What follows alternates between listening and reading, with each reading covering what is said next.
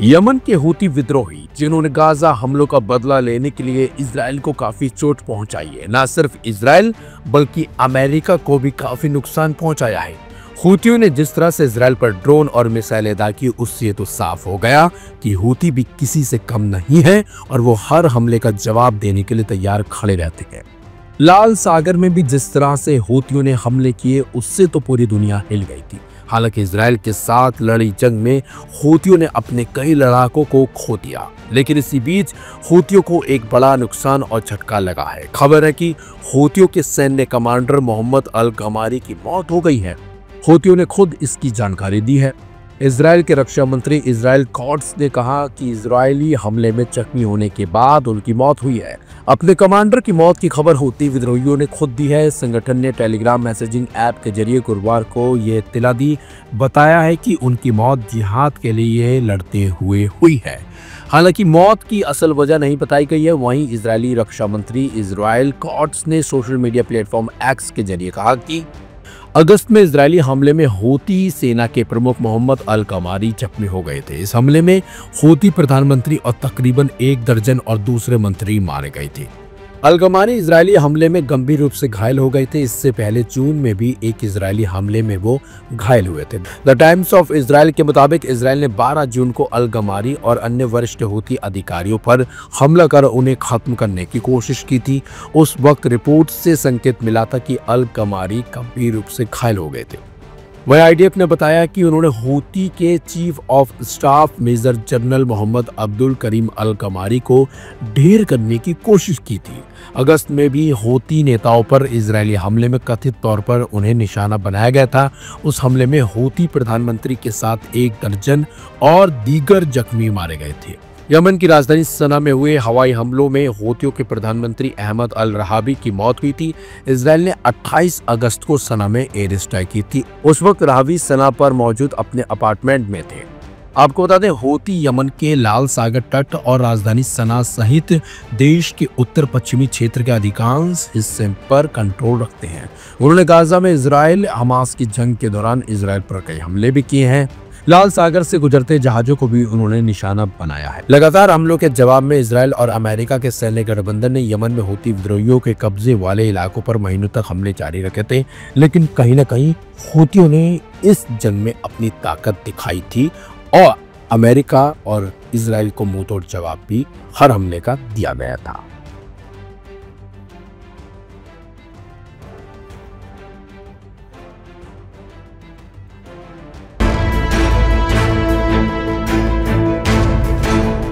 करीब 20 ताकतवर अरब देश और मुस्लिम मुल्कों के नुमाइंदे, साथ में खुद प्रेसिडेंट ट्रंप की मौजूदगी, जिनकी गारंटी से गजा का सीजफायर समझौता होता है।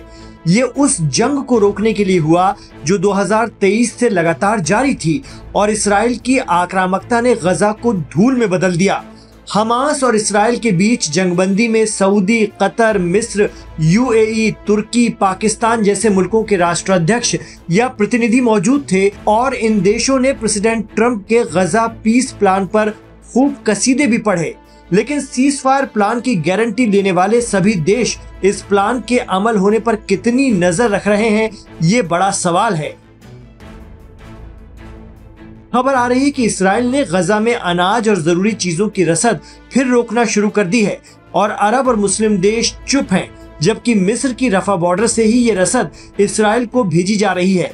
लेकिन इसराइल ने बंधकों की सही लाशें न मिलने का आरोप लगाते हुए गजा में शर्त के मुताबिक एंटर होने वाले 600 ट्रकों में से आधे रुकवा दिए हैं। क्या वो गजा के भूख से बिलखते लोगों को प्रताड़ित करके अपनी शर्तें पूरी कराने की कोशिश में है? लेकिन अब जबकि सीजफायर हो गया है और उस पर अमल भी शुरू हो चुका है, फिर इस पर इसराइल के जरिए लगाए जा रहे अड़ंगों पर मुस्लिम देशों और अमेरिका की खामोशी कई सवाल खड़े कर रही है।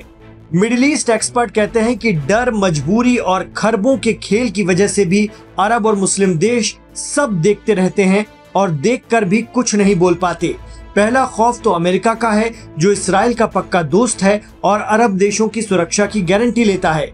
हालांकि कतर पर हमले के बाद से अरब मुल्कों का अमेरिका से भरोसा डगमगाया जरूर है। वहीं दूसरी तरफ गजा में रिकंस्ट्रक्शन के नाम पर अभी अमेरिका के जरिए इन्हीं अरब मुल्कों को काम करने की जिम्मेदारी दी जाएगी। इन्हीं मुल्कों की कंपनियां वहां पर काम करेंगी। यही वजह है कि गजा में सीज फायर के बावजूद इसराइली आक्रामकता पर अरब और मुस्लिम देश चुप हैं। इनमें सऊदी, तुर्की और मिस्र तो ताकतवर देश हैं। बावजूद इसके पीस डील कराने के बाद सभी ने चुप्पी साध ली है और इसराइल हमेशा की तरह सीज फायर तोड़ने की जुगत में नजर आ रहा है, अपनी मनमानी करते दिख रहा है। हाल ही में आरोप लगा है कि इसराइल की फौज ने गजा के एक परिवार को इसलिए निशाना बनाया और खत्म कर दिया कि वो बॉर्डर लाइन क्रॉस करना चाह रहे थे। कहा जा रहा है कि ये फैमिली नॉर्दर्न गजा में अपने घर जाना चाह रही थी। आरोप तो ये भी लग रहा है कि इसराइल किसी भी तरह सीज फायर से बाहर आने की फिराक में है और उसकी हिस्ट्री यही रही है। वो प्रेशर में जंगबंदी को तो राजी हो जाता है, लेकिन खुद को जंग से अलग नहीं कर पाता।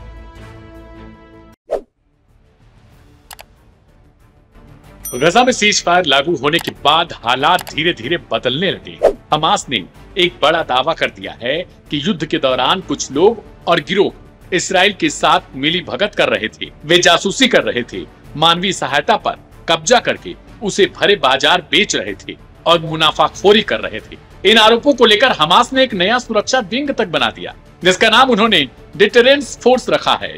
संगठन का दावा है कि यह विंग विरोधी गिरोहों और गद्दारों के खिलाफ कार्रवाई कर रहा है ताकि गजा में समेकित नियंत्रण बनाए रखा जा सके। हमास के इस कदम की दुनिया भर में चर्चा होने लगी है। सीज फायर के बाद हमास के सशस्त्र लड़ाके सड़कों पर वापस दिखने लगे और स्थानीय प्रशासन एवं सुरक्षा तंत्र पर उनका प्रभाव दृढ़ होने लगा है। संगठन का तर्क यह है कि 2 साल की हिंसा और तबाही के बाद सुरक्षा ढांचा बहाल करना भी बहुत जरूरी हो चुका है। पर आलोचक बताते हैं कि हमास की यह कार्रवाई अक्सर बेतहाशा और बिना पारदर्शिता की हो रही है। वहीं गजा में इसराइल समर्थित कुछ मिलिशिया समूहों और हमास के बीच अलग अलग क्षेत्रों में झड़पें भी रिपोर्ट की गई, जिससे माहौल अभी भी नाजुक बना हुआ है। सबसे विवादास्पद घटना बीते सोमवार की हुई, जब सोशल मीडिया पर एक फुटेज वायरल हो गया। इसमें हमास ने कथित रूप से गद्दारी के आरोप में 8 लोगों को सार्वजनिक तौर पर सजा दी। इस घटना ने स्थानीय और अंतर्राष्ट्रीय स्तर पर बहस कर दी। मानवाधिकार समूह और कई पश्चिमी देशों ने सार्वजनिक तरीके से सजा देना और विवादित ट्रायल के बिना फौरन कठोर कदम उठाना निंदनीय बताया। लेकिन हमास का कहना है कि ये कार्रवाइयां कानून व्यवस्था बहाल करने और समर्थकों को विचलित करने के उद्देश्य से की जा रही हैं। इसराइल ने स्पष्ट किया है कि अगर हमास शांति समझौते की शर्तों का पालन नहीं करता, खासकर हथियार छोड़ने और शासन को नागरिक नियंत्रण में देने के मामले में, तो वह फिर से सैन्य कार्रवाई शुरू कर देगा। दूसरी तरफ हमास ने सीधे इन शर्तों को अस्वीकार कर दिया।